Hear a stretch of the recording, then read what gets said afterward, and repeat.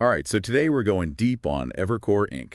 Yeah, pretty intriguing player in the world of finance. To put it mildly, we've got their 10K reports from 2020 to 2023. Should give us a pretty good look under the hood. Definitely, those reports are gold mines of information. And we're going to try to do it without getting too bogged down in financial jargon. Right. The goal is to make this insightful, but also accessible. Exactly. So Evercore are not your typical Wall Street bank, right? Yeah, not at all. They're not issuing loans or managing your checking account. More like advisors to the stars. Exactly. Think CEOs, major corporations, big-time players. Their bread and butter is split between two main areas: investment banking equities and investment management. Right. Two sides of the same coin, in a way. So on the investment banking side, imagine a company wants to buy out a competitor or sell off a division. That's where Evercore comes in. They're the advisors, the strategists, the negotiators. Guiding these massive financial decisions. Exactly. High-stakes chess, but with billions on the line. And what I find interesting is their independent status. They make a point of highlighting that in their 2022 report. And it's a key differentiator because they're not tied to offering loans or other products, Their advice is truly unbiased. They're just focused on what's best for their client. which, in a world often driven by conflicts of interest, It's a breath of fresh air. you could say that. Now, their investment management arm, it's all about making money work harder. For other people. Of course, we're talking about managing investments for wealthy individuals and institutions. Building portfolios, aiming for those long-term financial goals. Exactly. But let's move beyond the what and look at the how. Right, their revenue numbers tell a pretty interesting story over the past 4 years. They do. Let's start with 2020. A year many would rather forget. True, but Evercore still managed to pull in $2.2 billion in revenue. Wow, in the midst of a global pandemic, that's impressive. It really is. And their investment banking segment was the main driver. Shows you that even with all the uncertainty, deal-making was still hot. People were still looking for opportunities. Always. Then we get to 2021, and things really take off. Their revenue jumps to $3.3 billion. That's almost a 50% increase. It's remarkable. Remember how we were talking about market conditions influencing deal flow? Right. Well, 2021 saw a surge in mergers and acquisitions, creating this perfect storm for Evercore's advisory services. They were in the right place at the right time. You can say that, but you know what they say about what goes up. Usually comes down. And that's what we see in 2022. Their revenue dips to $2.7 billion. Still, a respectable figure. Oh, absolutely, especially considering the growing economic jitters at the time. Global uncertainty tends to make companies a bit more cautious. Makes sense. Fewer risks when the future's a bit murky. Exactly. And speaking of risk, their 2022 report mentions a fascinating decision. Well, yeah, their decision to wind down their investment relationship with Trilantic Capital Partners. Curious. Trilantic Capital Partners is a significant player in the private equity world, and while the report doesn't go into detail about the reasons behind the decision, It speaks volumes about Evercore's approach to risk. right, they're not afraid to make bold moves, even if it means parting ways with established partners to protect their interests. Interesting. So how did they wrap up 2023? They brought in $2.4 billion, a slight decrease from the previous year, but not insignificant. Holding steady in what was potentially a choppy year. Exactly. Suggests a certain resilience. But to really understand our performance, we need to go beyond just the top-line revenue. We need to see where those revenue streams are coming from, how they actually make their money. Precisely. Let's start with their advisory fees. Now, Evercore often doesn't get paid these fees until a deal is finalized. Interesting. So they're kind of at the mercy of these complex transactions. In a way, yes. And it means their revenue can be a bit lumpy, a bit unpredictable. They could be waiting months, even years, to see the fruits of their labor. Wow. Their 2023 report actually highlights this, talking about how their revenue recognition can be lumpy due to this reliance on deal closures. It's a risk they acknowledge. But advisory fees, that's not their only game. They also have underwriting fees. So, like when a company issues new stock or bonds, Evercore helps facilitate that process. Exactly. And they get a fee for their services. Makes sense. Then there are the commissions they earn from institutional equities trading and, of course, the steady income stream from asset management fees. Right, because they're managing assets for their clients. Yeah. Which brings us to a crucial metric in their investment management business: assets under management, or AUM. Right, AUM. Essentially, the bigger the pile of assets they're managing, the more fees they can generate. So it's in their best interest to not just manage those assets well. But to grow that pool of assets, Exactly. So while revenue gives us a glimpse into Evercore's activities, AUM tells us the size of the playground they're playing in, particularly in that investment management division. got it. So we've seen how Evercore has, kind of ridden that financial roller coaster over the past few years. They have. But every company, no matter how successful, faces its own set of challenges. Right. What are some of the hurdles they need to clear to maintain that trajectory? Well, I'd say one of the biggest ones is competition.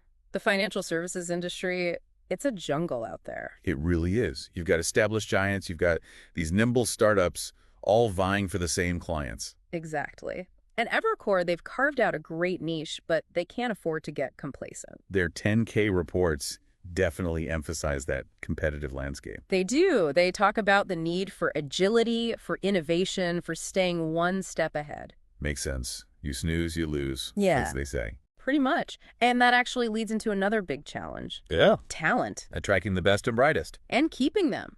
The competition for skilled bankers, investment professionals, it's fierce. I bet. So how are they addressing that? Well, their 2021 report actually highlights their commitment to DEI initiatives.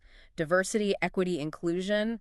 It's a big part of their talent strategy. So it's not just good practice from like a moral standpoint. Right. It's essential for attracting top talent, fostering innovation. Because a diverse workplace is a more creative workplace. Precisely. People from different backgrounds bring different perspectives, different ideas. It's valuable. Absolutely. Now, we can't forget about the regulatory environment. The financial industry is heavily regulated, and for good reason. Oh, absolutely. It's important to have those safeguards in place, but it does create a challenge for companies like Evercore. In terms of compliance, I imagine. Exactly. Compliance costs can be substantial, and keeping up with those ever-changing regulations, it requires resources, it requires expertise. The constant balancing act, right?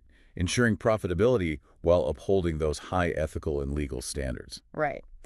And speaking of ethical standards, something in their 2023 report caught my eye, their policy on clawbacks. Clawbacks. Remind us what those are again. Essentially, it allows Evercore to recoup compensation from employees under certain circumstances. Like if there's been misconduct. Exactly. Or if performance doesn't meet certain benchmarks. It's about accountability. Right, and transparency, which are increasingly important in today's financial landscape. Makes sense. Okay, so we've talked about the challenges, but what about the opportunities? What does the future hold for a company like Evercore?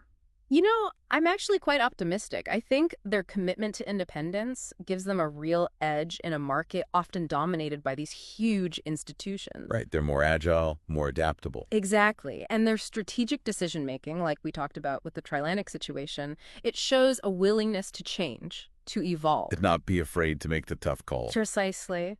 But you're right, there are always external factors at play. The global landscape is constantly shifting. And some of those shifts are pretty significant. Yeah. For example, the ongoing conflict I mentioned a relevant ongoing conflict in 2024. How could that impact a company like Evercore? That's the million-dollar question, isn't it? It's hard to say with certainty, but we can look at potential scenarios. Okay, so let's play that out. How could this conflict potentially impact them? Well, a prolonged conflict could lead to a decrease in global M&A activity, mergers, and acquisitions. Companies get a bit more risk-averse. And that would directly impact Evercore's investment banking business. Right. Fewer deals mean fewer opportunities for their advisory services. That's a downside. Potentially. But on the flip side, this kind of uncertainty can also lead to companies seeking restructuring advice, which could actually benefit Evercore. Interesting. So it's kind of a double-edged sword. In a way, yes. It all comes down to how adaptable they are. How they navigate those choppy waters. Exactly. And so far, they've shown a knack for doing just that. It's interesting, isn't it, how Evercore's story sort of reflects that broader truth about success in any field. For sure, adaptability is key. That ability to read the market, adjust their strategy, Make those tough calls. like that Trilantic Capital Partners situation, shows a company that's not afraid of a little change, or even a big one. And not just reacting to change, but kind of, getting ahead of it. Exactly. Their focus on diversity and inclusion, for example, it's not just about checking a box. Right. It's about setting themselves up for success in a world that's only getting more diverse, more global. Precisely. They seem to understand that to be a company of the future, you've got to embrace the future Mm, with all its, complexities and uncertainties. for sure. Which actually brings up an interesting point.